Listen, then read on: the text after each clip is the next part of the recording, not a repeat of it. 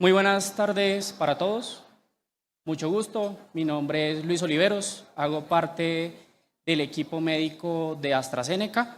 Primero que todo, agradecerles a todos su presencia el día de hoy. Y segundo que todo, presentarles este espacio en donde AstraZeneca ha empezado a incursionar en el mundo de la inmunología y en el mundo del lupus específicamente, por lo que queremos compartirles este espacio académico con dos grandes profesionales y el primero de ellos es el doctor Daniel Fernández, médico reumatólogo, especialista en gerencia de la salud pública, magíster en ciencias y epidemiología clínica.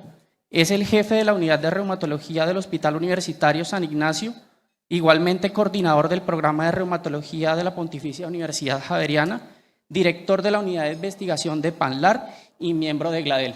Doctor Fernández, muchísimas gracias por acompañarnos. Gracias, Luis.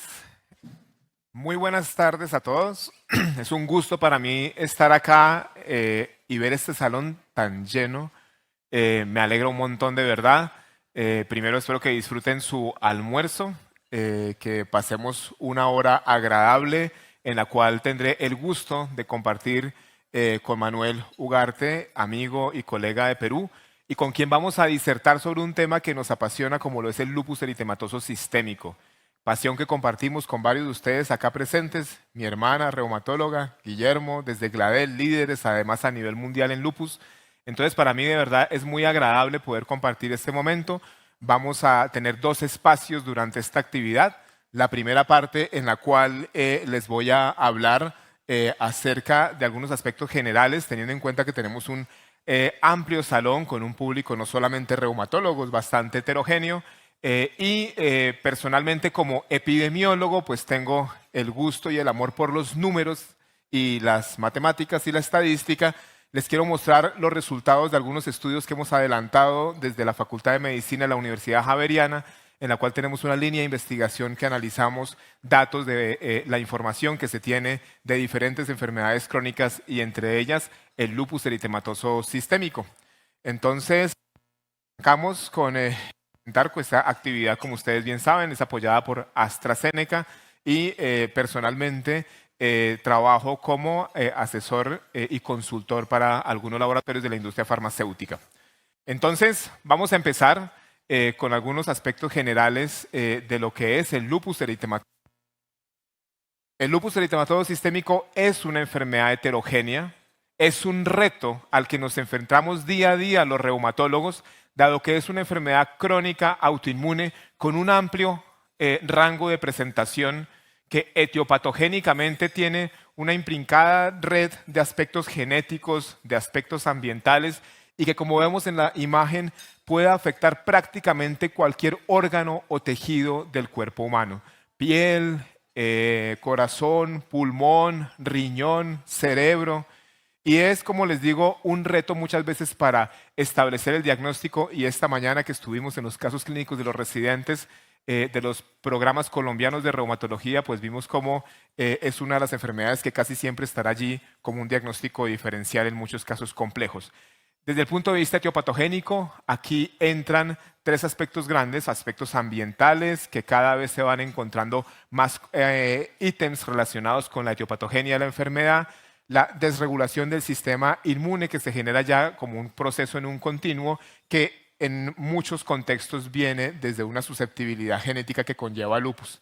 Esta imagen de este artículo clásico de Lancet me encanta porque le muestra a uno cómo a lo largo de la historia natural de la enfermedad tenemos aspectos genéticos que se relacionan con el riesgo de la enfermedad, aspectos ambientales, y allí la luz ultravioleta es muy importante, no solamente en la génesis de la enfermedad, sino en las crisis que pueden tener algunos pacientes, y por eso lo importante dentro del enfoque terapéutico ir mucho más allá de aspectos como los medicamentos, como inmunomodulación que hacemos los reumatólogos, sino también aspectos claves como la protección de la luz solar. Y a lo largo de ese tiempo el paciente puede tener episodios de agudización que se van presentando, ya sea por, en nuestro medio en algunos casos, falta de tratamiento, falta de acceso, o pacientes que están recibiendo la terapia y, dado episodios de infecciones virales, pueden presentar agudizaciones de la misma. Esta imagen también resume muy bien la etiopatogenia y en la cual se resalta el interferón como un aspecto clave en la fisiopatología de la enfermedad y de lo cual el doctor Manuel Ugarte nos va a comentar muy bien cómo ese interferón se comporta entonces además como una diana terapéutica que actualmente empleamos en el tratamiento de los pacientes. Desde el punto de vista clínico, el compromiso articular tal es el más frecuente, como lo ven en la diapositiva. 85% de los pacientes hacen artralgias, usualmente de características inflamatorias, compromiso poliarticular, simétrico, no erosivo y cuyo diagnóstico diferencial puede ser artritis reumatoide, pero no presentan erosiones. Vemos acá otros aspectos muy importantes como el compromiso cutáneo, y con ese espectro tan amplio que tenemos en el compromiso en la piel en los pacientes con lupus, el fenómeno de Raynaud y alteraciones a nivel hematológico que se presentan dentro de ellas, la más significativa, la leucopenia con un 35%, usualmente a expensas de linfopenia. En cuanto a la severidad, la mitad de los pacientes en la mayoría de cohortes tienen una expresión clínica leve y la otra mitad entre moderada y severa. Y esto pues cambia a lo largo del tiempo dependiendo la situación particular de cada uno de los pacientes. Esto para mostrarles esta imagen que obtuve de nuestro libro Reumatología Práctica, que esta noche tendremos el lanzamiento de ese libro, trabajo conjunto de los miembros de la Asociación Colombiana de Reumatología. Este es el capítulo de lupus que lideró el doctor Santiago Bernal, profesor de la Facultad de Medicina de la Universidad Javeriana, y aquí nos resume la forma de medir la actividad de la enfermedad en este gráfico muy didáctico en el cual vemos cómo la calidad de vida cada vez se estudia más y cada vez tenemos más herramientas para específicamente hacia lupus y no solamente desde esa mirada general que da el SF36 poder llegar a tener escalas específicas de calidad de vida en estos pacientes. En las serologías pues nos ayudamos del anti-DNA y el complemento como examen que le realizamos a los pacientes en el seguimiento y la evaluación global con SLEDAI-2K, que es tal vez la herramienta que más empleamos en el día a día. Y un punto muy importante que vemos cada vez más en diferentes estudios es el daño acumulado con escalas específicas como el CLASI para evaluar ese compromiso que se va acumulando en el tiempo en los pacientes con lupus. Y terminando esta parte general de introducción, el tratamiento, que se resume muy bien en esta imagen también del capítulo del doctor Santiago Bernal, en el cual vemos cómo los antimaláricos, en este caso hidroxicloroquina, hacen parte de todo el espectro terapéutico de los pacientes por su efecto pleiotrópico en la enfermedad y especialmente por la disminución en mortalidad comprobada que hace que todo paciente con lupus debería recibir terapia con un medicamento antimalárico. Los glucocorticoides, que los usamos ya sea oral o parenteral, dependiendo la severidad del paciente, y ya medicamentos como metrotexato, azatioprina, micofenolato, que hacen parte de nuestro día a día en el abordaje terapéutico, y medicamentos como belimumab, inhibidores de calcineurina, que también tenemos en algunos momentos situaciones específicas para usarlo, o rituximab, y veremos ahora también entonces desde el punto de vista terapéutico al interferón como un aspecto muy importante que va a ganar cada vez más espacio en el futuro. Entonces vamos a ya pasar a lo que serán los datos que les quiero mostrar de la epidemiología del lupus y de ese contexto clínico que es tan importante conocer para nosotros como los médicos que vemos los pacientes en el día a día, porque esto que les voy a mostrar son los datos de los pacientes especialmente en Colombia. Entonces, este es un artículo que publicamos hace ya 3 años en la revista Lupus, en el cual analizamos la prevalencia de la enfermedad y algunos aspectos demográficos. En este artículo pudimos mostrar, analizando la gran base de datos del Ministerio de Salud colombiano, que es CISPRO, qué prevalencia tenía el lupus para nuestro país. La prevalencia que encontramos fue una prevalencia de 91.9 personas por 100.000 habitantes en Colombia en un periodo calculado de 5 años. Ustedes ven ahí en la tabla por grupos quinquenales, que es como lo podemos analizar de las bases de datos que tiene CISPRO, de los cubos de información. Vemos cómo esa prevalencia es más alta entre los 30 y los 59 años, inclusive pues superando hasta casi 4 veces el valor de la prevalencia nacional en cada uno de estos grupos quinquenales. Y vemos entonces una prevalencia total para mujeres de 161 por 100.000 y para hombres de 20.9 por 100.000 habitantes. Evidentemente, más compromiso de mujeres, como ya lo hemos visto en prácticamente todas las cohortes a nivel mundial, Y quiero recordar este número porque lo vamos a contrastar en el resto de la conferencia con los datos de estudios de prevalencia que se han mostrado en otras partes del mundo. 91.9 por 100.000 personas sería la prevalencia que encontramos en este estudio para Colombia. Esta es la prevalencia para cada uno de los 5 años evaluados, 2012 a 2016, por cada uno de los grupos quinquenales. Miren cómo se hace esa curva en la cual pues, coinciden especialmente entre los 30 y 59 años, donde tenemos una mayor prevalencia de la enfermedad. Esta es una gráfica del artículo clásico de 2021 en Annals of Rheumatic Diseases de Lupus de revisión, en el cual, si ustedes ven, la forma de la curva es muy parecida a la que mostramos nosotros en nuestro estudio. Ven ustedes en la línea diferencial para mujeres, hombres y el total, y comparte más o menos las características de la curva que nos dio a nosotros en el estudio de Colombia. Mujeres y hombres tenemos una mayor prevalencia en la zona andina del país, sobre la región andina, Antioquia y Bogotá. Estos datos no son números absolutos, son números relativos, es decir, tasas calculadas y ajustadas a la población de cada uno de los departamentos. Aquí pues influyen muchos aspectos como es el registro también y sabemos que hay personas que tienen que moverse de ciudad para poder encontrar al reumatólogo, así que son los sitios donde consultan los pacientes, más no su sitio de origen, pero es la información que nos da CISPRO, que no es perfecto, pero nos da una buena idea de cómo está la situación en el país. Con base en nuestro estudio, unos meses después, unos autores alemanes le escriben una carta al editor a la misma revista, la revista Lupus, y ellos calculan la incidencia a partir de nuestros datos de prevalencia.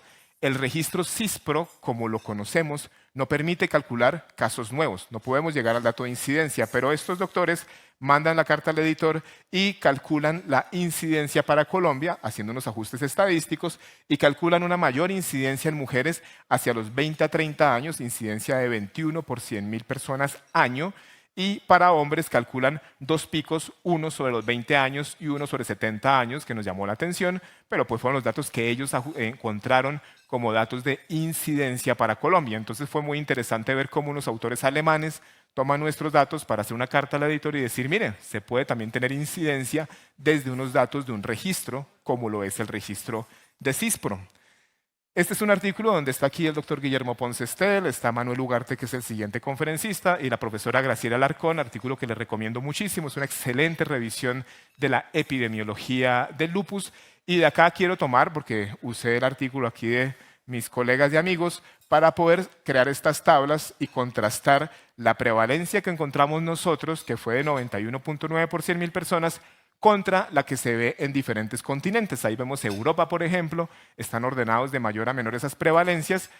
Evidentemente son datos difíciles de comparar porque son poblaciones diferentes, tiempos diferentes, criterios de clasificación diferentes, pero aunque pueden ser peras y manzanas y uvas y chicharrón y de todo lo que quieran, finalmente es bueno dar una mirada de cómo está el lupus en otras latitudes. Vemos cómo Italia, Turquía y Francia estarían arriba con datos de prevalencia y en el caso de Estados Unidos, en el artículo de revisión de ellos, analizan por cada uno de los estados, encontramos una prevalencia de 178 y 120 en Alaska y Minnesota y comparado con los 91.9 por 100.000 de nosotros.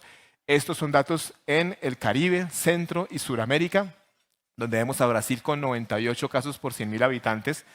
No calcularon incidencia, pero sí prevalencia, que estaría más o menos por el orden de lo que encontramos nosotros en Colombia. Y aquí para ver comparación con Asia y Oceanía, Emiratos Árabes Unidos con 103, arriba en los países de Asia, y dentro de Oceanía, Australia, con una prevalencia de 52.6 por 100.000 personas, comparado con nuestra prevalencia de 91.9 por 100.000. Esto es de otro artículo también de revisión interesante sobre la epidemiología y la incidencia del lupus. Aquí analizan incidencia y prevalencia de algunos estudios y quiero mostrarles acá entonces, comparado con nuestra prevalencia, datos de Estados Unidos con 73 de prevalencia y dependiendo también, ustedes ven ahí el servicio de salud de los indios americanos, que si existe aspectos, digamos, genéticos, pues hacen que tengamos prevalencias altas, como ven ahí, de 178. Y también importante resaltar de esta tabla esta comparación que estos estudios permitieron hacer entre población blanca y población negra. Sabemos que hay una mayor prevalencia en la población negra y además que la complejidad de la enfermedad y la agresividad de la misma es mayor en esta población. Y esto vamos a ver cómo en el estudio que les vamos a dar ahora de lupus en pediatría tiene una relación con el Chocó y la parte occidental de nuestro país. Este es el trabajo que les cuento. Dentro de esa línea de investigación que hacemos en la Javeriana de datos de prevalencia, hemos trabajado también prevalencia en reumatología pediátrica con la doctora Lorena Martín, que anda por acá, profesora de la Universidad en Reumatología Pediátrica, y con ella y con Grace, era residente de pediatría, ahora pediatra, hicimos ese trabajo que los invitamos para que lo busquen en los pósters, y el sábado se va a presentar, si no estoy mal, ¿cierto, Lore? Se va a presentar como unos pósteres escogidos para evaluación por los jurados. Aquí analizamos la prevalencia de las enfermedades reumáticas en pediatría, porque CISPRO nos da información por grupos quinquenales, es decir, que podemos llegar hasta los 19 años, y así hicimos un análisis de varias enfermedades. Pero quiero mostrarles acá el lupus juvenil, ahora que este es nuestro Congreso Colombiano de Reumatología Adultos y tenemos a nuestros amigos pediatras.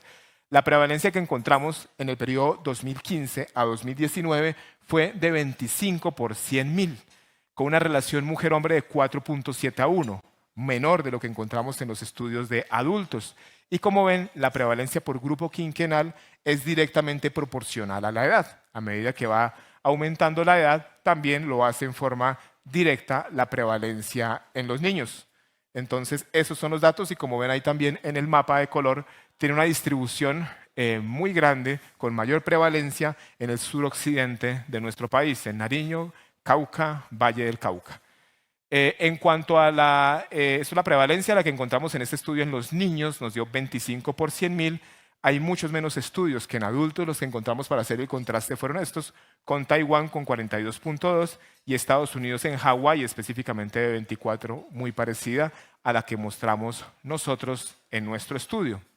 Y esta es la relación mujer-hombre, que en los adultos daba 9 a 1, en los niños la encontramos nosotros en el estudio de 4.7 a 1, y vemos que es muy similar a lo que se ve en los países que tienen datos de prevalencia de lupus en pacientes pediátricos. Ahora me voy a mover desde estos datos epidemiológicos de prevalencia e incidencia en adultos y niños hacia los costos del tratamiento. Dentro de esta misma línea que estamos trabajando, analizamos otras bases de datos del gobierno. Entonces, les voy a dar el contexto para poder mostrarles estos datos de costos de la atención del lupus en Colombia. Tenemos que nuestro país para el año 2019 tenía 49.3 millones de habitantes, población que viene creciendo exponencialmente. La cobertura del sistema de salud colombiano en el año 2019 en promedio fue del 95.3%, una cobertura casi universal, y este tema creo que ahora con todo lo que se habla de la reforma al sistema de salud colombiano lo tenemos todos en mente. En ese momento prácticamente éramos mitad y mitad, 47.8% en el régimen subsidiado, o sea, un poco más que los contributivos, que éramos 43.6%, y 4.4% estaban en regímenes especiales de atención, como los profesores, las fuerzas militares y demás. ¿Qué hicimos nosotros? Ya teníamos la experiencia de analizar CISPRO, nos aventuramos a entrar a otras grandes bases de datos como lo son MIPRES y SISMED. Bases de datos que, pues, en el caso de MIPRES todos la conocemos cuando dirigenciamos formatos MIPRES. Cada vez lo hacemos menos porque en reumatología afortunadamente tenemos prácticamente todas las indicaciones, pero en 2019 no era así. En 2019 teníamos que hacer varios formatos MIPRES. Entonces, ¿por qué escogimos ese año? El MIPRES entra al sistema de salud colombiano en el año 2017 para el régimen contributivo, en el año 2018 para el subsidiado, y el 2019 es el primer año en que todo el país registra en la plataforma. Llega el año 2020, nos encierran en marzo, llega el virus que nos cambió la vida, entonces nos pareció que 2019 era el último año para hacer un análisis de información lo más cercano a la realidad sin la bulla que hizo la pandemia, que además es otra idea de investigación interesante ver cómo cambió el patrón de prescripción por la pandemia. ¿Qué encontramos entonces en el año 2019? 50.663 personas mayores de 18 años con lupus, una prevalencia que la encontramos para ese año en 143.9 por 100.000, relación mujer-hombre de 9.4 a 1, y 70.8% de los pacientes fueron prescritos en el régimen contributivo, lo cual ya nos dice bastante sobre el acceso limitado a la población del subsidiado. En esta curva cruzamos la prevalencia contra la prescripción de medicamentos que requerían MIPRES en lupus. Vean ustedes cómo en azul es la línea, la curva de prevalencia muy parecida a la del estudio que les mostraba antes, y en naranja está la prescripción de medicamentos que requirieran el formato MIPRES, un poco más a la izquierda, es decir, prescribimos más estas terapias para pacientes más jóvenes que la población en general afectada por la enfermedad. La distribución de las zonas donde se prescriben, usualmente las grandes urbes, con Bogotá encabezando, Antioquia, Atlántico, Valle del Cauca, porque allí estamos la mayoría de reumatólogos. Estos sí son números absolutos, no son números relativos. ¿Qué encontramos? Estos 5 medicamentos, hidroxicloroquina, no esta cloroquina porque no la hacemos formato MIPRES en ese momento, con un total de 8.732 prescripciones que nos da un valor total de $607.000 para ese año. Micofenolato, el costo de micofenolato fue $2.9 millones, rituximab $2.1 millones, belimumab 2.2 e inmunoglobulina 1.5 millones. Es decir, que el lupus a Colombia en los medicamentos que requerían formato MIPRES le costó $9.3 millones. Datos que obtuvimos entonces de MIPRES y que evaluamos en MIPRES la frecuencia de prescripción y en MIPRES evaluamos el costo, perdón, en SISMED el costo que da promedio en esa base de datos que podemos analizar acá. Entonces, cierro ya para terminar, después de ver estos números, el problema del error diagnóstico, y es un aspecto muy importante, porque además acá hay muchos médicos no reumatólogos y es importante acercarnos a ojalá diagnosticar más certeramente y tempranamente la enfermedad. Estas son las guías canadienses, las recomendaciones canadienses para el diagnóstico y seguimiento del lupus, publicadas en el 2018 en Journal of Rheumatology, y en este documento vean ustedes cómo hay una recomendación en la que se anota que todos los pacientes con sospecha de lupus deberían ser remitidos a un especialista, ojalá un reumatólogo, una recomendación fuerte. Y esto usualmente lo vemos en la mayoría de documentos en los que se guía el tratamiento de esta enfermedad, que el reumatólogo es el llamado a ser el médico que lidera el equipo de atención, porque el manejo evidentemente debe ser multidisciplinario, pero es el reumatólogo quien debería liderarlo. Lastimosamente, somos muy pocos reumatólogos. Ese trabajo lo hicimos desde PANLAR y aquí también hay varios de los coautores del trabajo. Desde PANLAR evaluamos la fuerza laboral de especialistas en reumatología. Encontramos que, pues, revisando literatura, se habla que idealmente debería haber un reumatólogo por cada 50.000 personas más o menos. Vean que ese estándar solo lo cumplen Uruguay y Argentina. El resto de países estamos abajo y nosotros estamos muy abajo, con un reumatólogo por cada 253.000 personas para el momento en que hicimos este análisis. Entonces tenemos una enfermedad que lo mostramos en la guía canadiense, idealmente debe manejar el reumatólogo, somos muy pocos usualmente en la región y ni hablar en Colombia.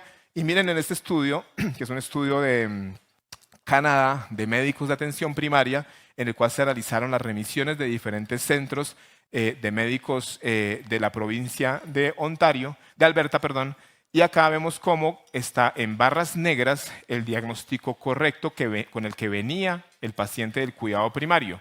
Y en el caso de lupus apenas llega al 30% de diagnóstico certero correcto.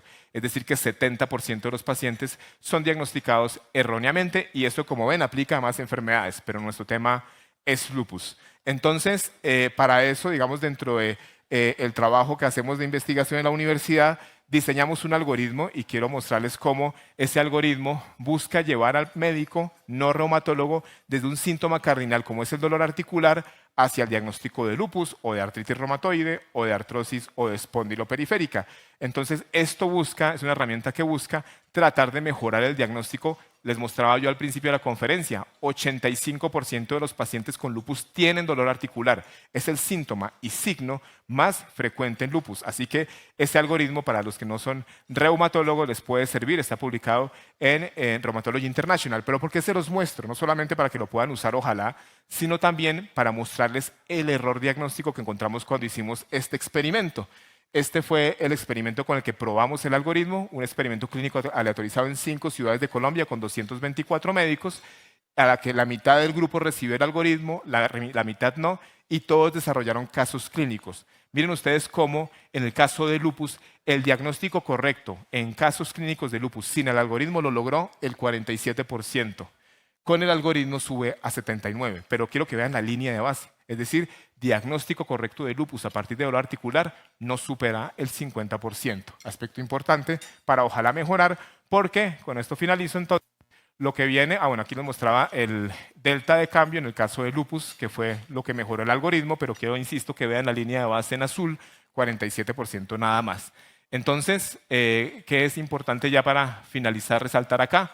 Muy importante poder enseñar y educar, tener estos espacios como nuestro Congreso Colombiano de Reumatología, que me alegra mucho ver tanta participación, salones llenos, muchos médicos no reumatólogos pero interesados en reumato, que seguramente con esta información que les doy quedan sensibilizados para que busquemos más, mejor y más temprano el diagnóstico de esta enfermedad. Esas son mis redes sociales. Muchísimas gracias a todos por la atención y espero que sigan disfrutando el almuerzo.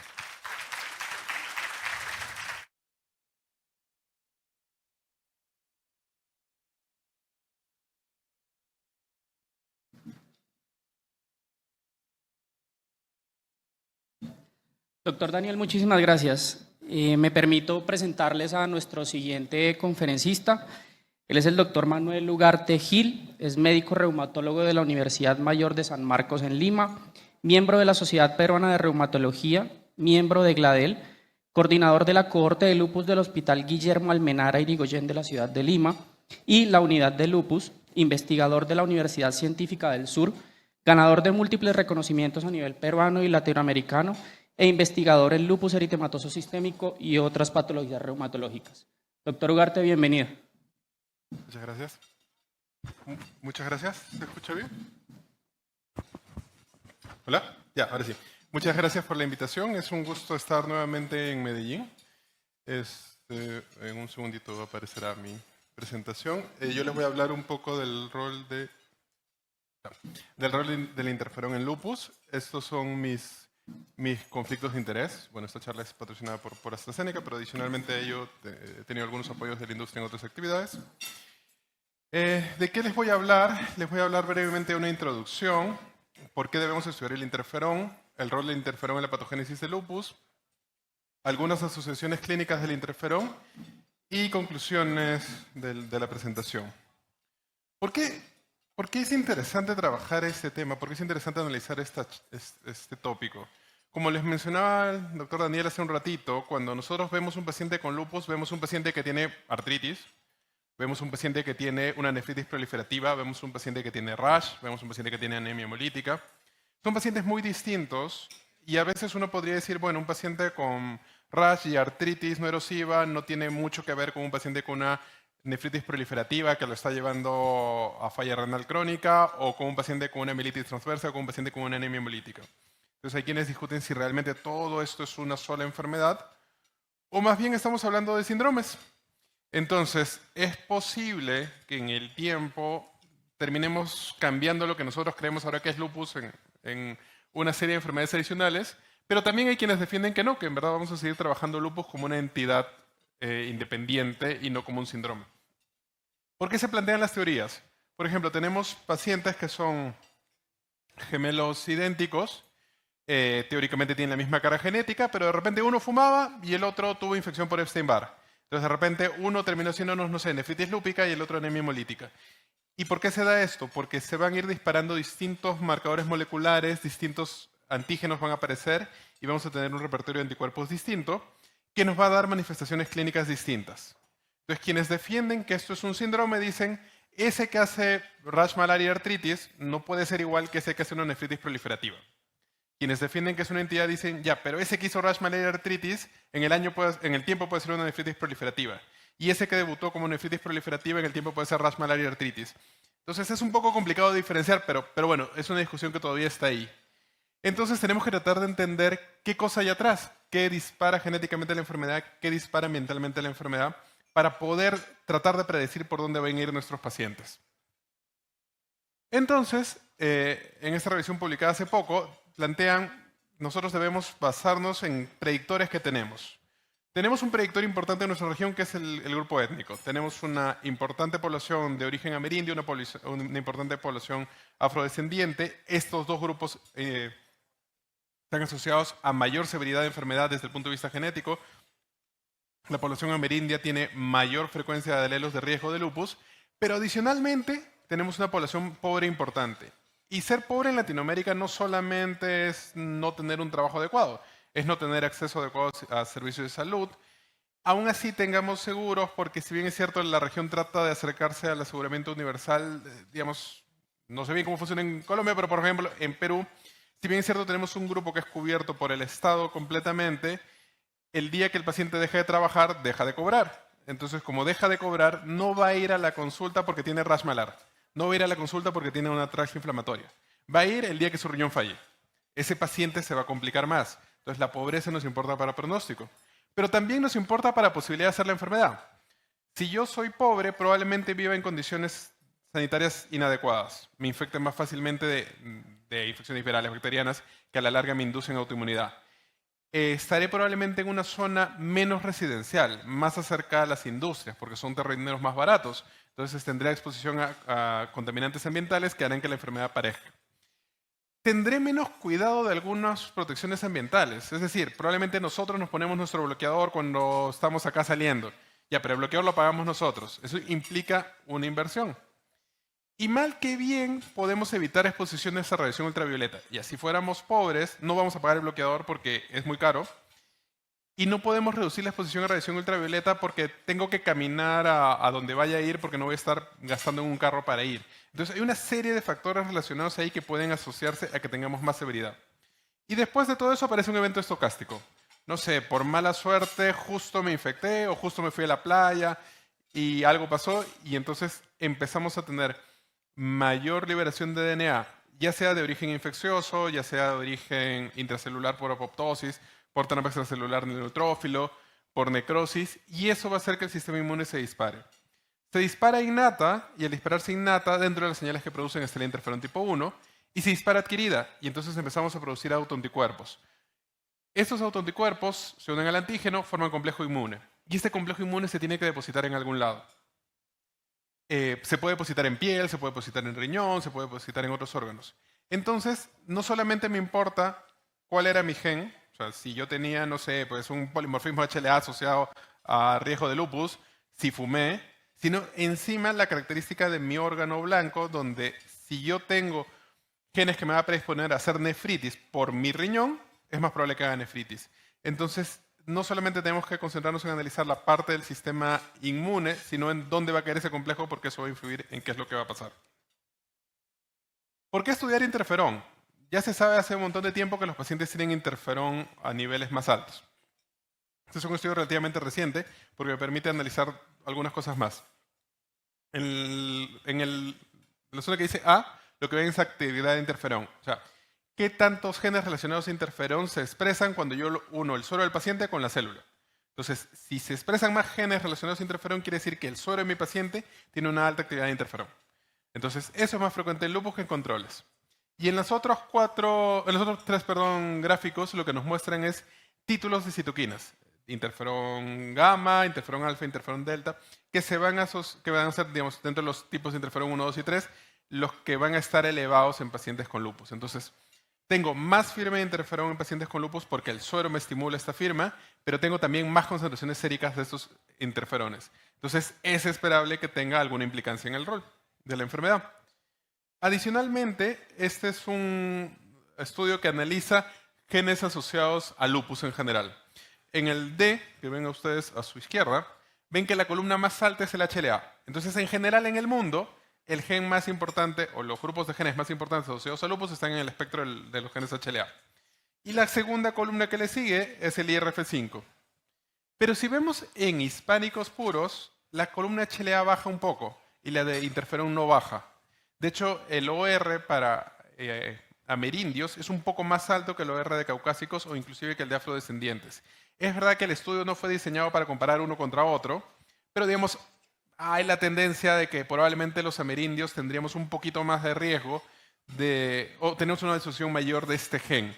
Entonces, para nosotros, interferón podría ser un blanco interesante a analizar. ¿Tenemos historia de interferón en lupus? Sí.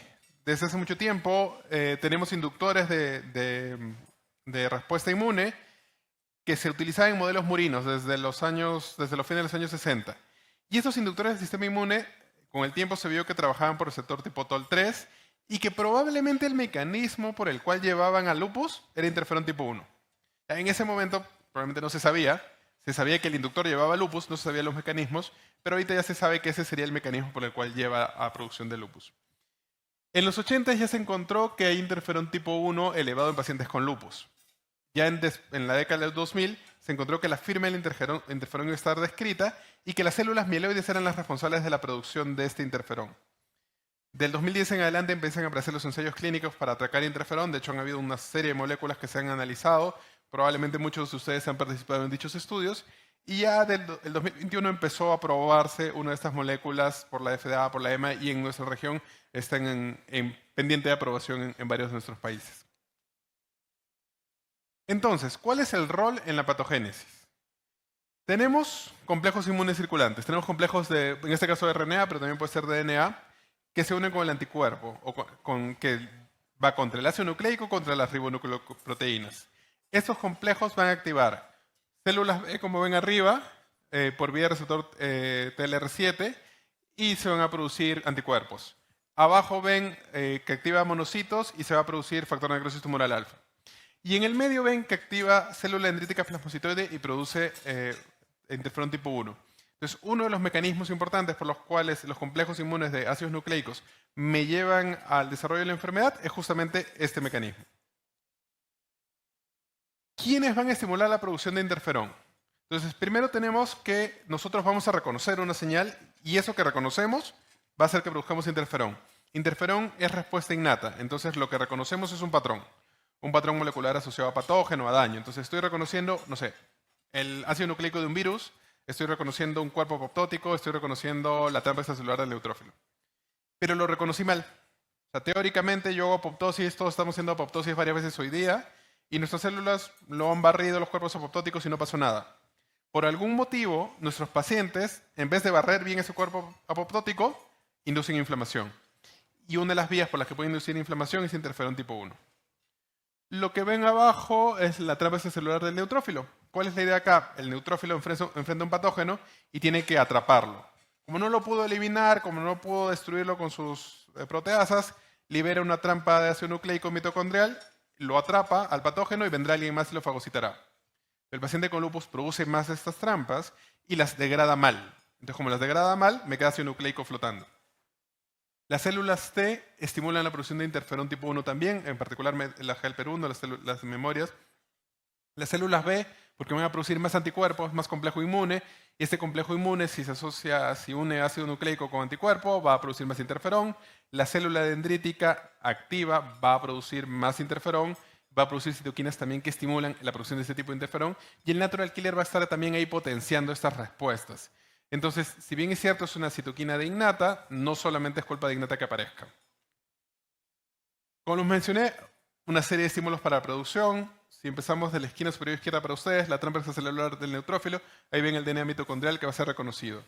Bajando tenemos la célula T activa, produce factores estimulantes de colonia de granulocito monocito, interleuquina 3. Se activa la célula dendrítica plasmocitoide, tenemos interferón tipo 1. Más abajo tenemos el natural killer, que también nos puede estimular la producción de interferón tipo 1. El monocito podría ayudarnos en la inhibición con especies reactivas de oxígeno. La célula B, la plaqueta, puede estimular la célula dendrítica plasmocitoide mediante coestimulación, ya sea molécula de adhesión o CD40-CD40 ligando.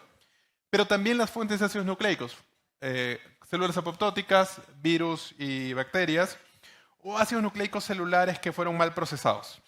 Entonces, todo eso va a ser reconocido por la célula dendrítica plasmocitoide, clásicamente por receptores tipo TOL 7 o 9 y producen interferón tipo 1. ¿Es la única vía de reconocimiento? No, de hecho no lo es. Si vemos al centro tenemos el virus, que es reconocido, baja por el endosoma, receptor tipo TOL 7 o 9, la vía del MIT88, activa sus quinasas, IRF5, IRF7 y producimos genes relacionados a interferón. A la derecha de ustedes tienen DNAs que no fueron procesados adecuadamente, que se degradaron en citosol, que fueron producidos por transcriptasa reversa a partir de un ácido nucleico de un virus, y estas son reconocidos por otra vía, que es asociada al STING. Y esta vía asociada al STING me va a producir, por la vía del RF3 y RF7, activar genes relacionados a interferón. y a su izquierda, por la vía del MDA5, del RIG1, vamos a tener la activación de respuestas contra virus asociadas a la mitocondria, que van a actuar también en IRF7 y IRF3. En este caso más por el lado de RNA y en el caso de STING más por el lado de DNA. Entonces, no es la única vía el TLR7 y TLR9, de hecho hay más vías que nos van a ayudar en la respuesta contra virus, porque teóricamente en la idea del organismo esto se va a usar para defendernos de los virus, de las bacterias y para ayudarnos a procesar adecuadamente el DNA que reconocemos de los cuerpos apoptóticos. Entonces vamos a tener inductores intrínsecos de interferón o inductores extrínsecos. Los intrínsecos son todo aquello que se va a formar dentro de la célula o que va a estar dentro de la célula. Un virus que me entró a mi célula, entonces tengo un RNA viral, ese RNA viral puede ser reconocido, o fragmentos de mi propio RNA que fueron mal procesados. Y lo mismo pasa con el DNA. Entra un virus, se activa una transcriptasa reversa, tengo un nuevo DNA. Ese DNA va a ser reconocido como extraño porque no es un DNA mío. Entonces va a activar la producción de interferón. O fragmentos de DNA que fueron inadecuadamente procesados. Estos aparentemente van más por la vía del RIG, del MDA5, o sea, por la vía asociada a mitocondria. O por no tanto por la vía del receptor tipo TOL. Y los que vamos fagocitando, que es cromatina libre, que es la trampa extracelular del neutrófilo, que son esos cuerpos apoptóticos o necróticos que procesamos mal, esos van más a ir por la vía del receptor tipo TOL 7 o 9, pero al final ambos me producen interferón. Puede haber predominio de un tipo de interferón en uno o de un tipo de interferón en el otro, pero ambos me producen interferón principalmente tipo 1. O sea, si bien es cierto vemos a alfa, beta, la mayoría del interferón que producimos es interferón tipo 1. El interferón tipo 2 es el interferón gamma, el interferón tipo 3 es el interferón delta, pero digamos, el resto son interferones tipo 1. Ahora, nosotros al principio se planteaba que interferón era célula dendrítica plasmocitoide, pero eso no es del todo cierto. En esta revisión ya muestran otras alternativas de producción de interferón. Tenemos producción de interferón por polimorfonucleares, por célula presentadora de antígeno. En la interacción entre T y B se puede producir interferón. Entonces, no solamente es célula dendrítica plasmocitoide. Es más, cuando se han hecho estudios comparando la población de fuerte carga genética europea o afrodescendiente, se ha visto que no son las mismas células que producen el interferón en los caucásicos que en los afrodescendientes. Entonces, no solamente nos interesa probablemente cuánto interferón tengo, sino inclusive probablemente nos llegue a interesar quién produce el interferón. Les decía que teníamos tres tipos de interferón. Interferón tipo 1, que es lo que es más frecuente, interferón tipo 2, que es el gamma, interferón tipo 3, que es el delta.